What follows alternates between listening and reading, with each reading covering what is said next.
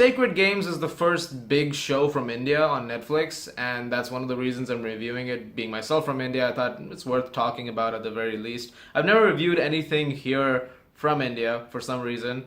Um, anyway, no better place to start than here. This show is about a cop who doesn't have much to do in the department. He gets the very small jobs. He's kind of treated like shit for the most part. And then one day he gets a call from a mysterious man telling him that in 25 days Mumbai is going to be a crater. It's going to be destroyed. And there's no rhyme or reason as to why this is going to happen and what exactly is going to happen, only that this is the warning that's given. And in this first season, it's all about a race against time to figure out what the plan is and to stop whoever is responsible for this from carrying out this plan. Now, this is actually a show that's, like I said, been hyped up quite a bit here. There's posters all over the place. So I was interested in seeing what kind of show we'd get here. And Indian shows, for the most part, if you've ever been on YouTube and if you've ever seen memes, you know exactly how Indian shows are. We're very over-dramatized soap operas. I'm not saying that's a good thing, but that's not a good thing.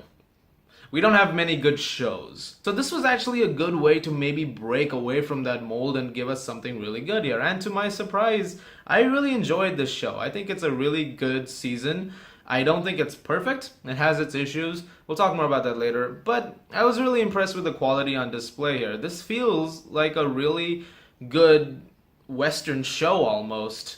Almost. There's a lot of great things to praise here. The acting, for instance. Saif Ali Khan, Nawazuddin Siddiqui, these are big names in Bollywood, and they're both really good here. Especially Nawazuddin Siddiqui. He's doing a job here which is really impressive. He's playing the villain, but he has a backstory to him that goes on for a while. And as the season unfolds, you learn more and more about how he got to this point. He's the one who gives the call to the cop, played by Saif Ali Khan, who is also very good in this season.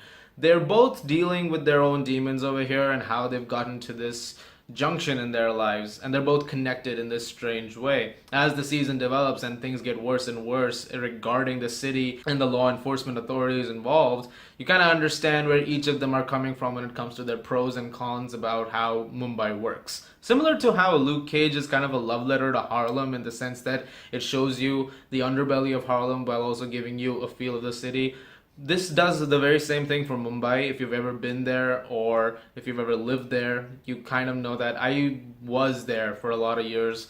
This does feel like a love letter in a sense to it. It shows you the underbelly, but it also shows you the life of in Mumbai in strange ways. So it's kind of like a bittersweet love letter to the city itself. The direction and cinematography are fantastic. That's one of the things I can praise the most. It's a very stylish, sleek season. There's a lot of great sequences filmed with some incredible dialogue that sometimes gets a little too vulgar for its own good, but it's really pretty effective stuff. The story that he's also telling you as the season is going on is also really good because you see the ups and downs that have taken place in his life leading up to this particular moment, to all of these events taking place. All the supporting cast is also really good.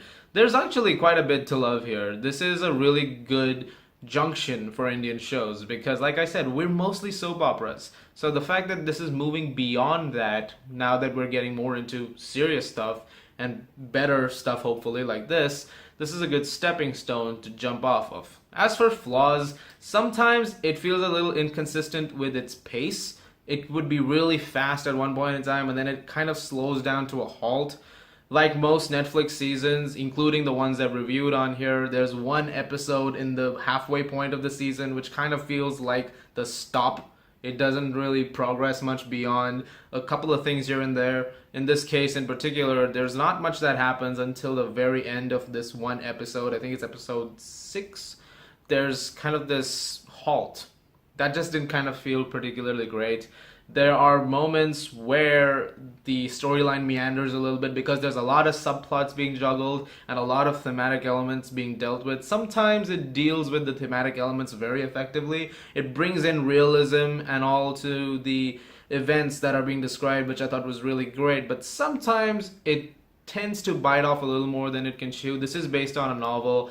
Now, season 2 is obviously, I think, going to be made because this one ends on a bit of a cliffhanger, so we're probably going to get a little more exploration of it.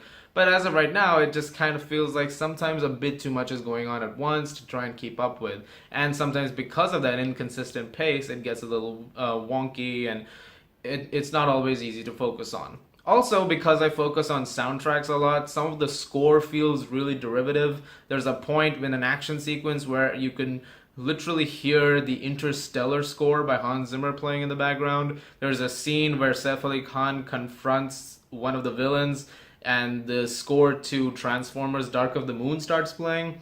So there's a couple of moments like that. I don't know if they were homages essentially, but they sounded so identical to the actual pieces that you kind of have to think that there might have been something going on over there which is kind of derivative. That just felt a little off to me personally. I'm not saying that that was a major error with the show, but it did feel like it could have been bettered up a little bit. In the end though, Sacred Games is a well-directed, well-acted, well-written, and very well shot season, and a great jumpstart, as I said many times in this review, for Indian shows on Netflix. I hope more people see this, and I hope you check it out. If you have seen it so far, let me know what you guys thought. I'm gonna give Sacred Games Season 1 a B+.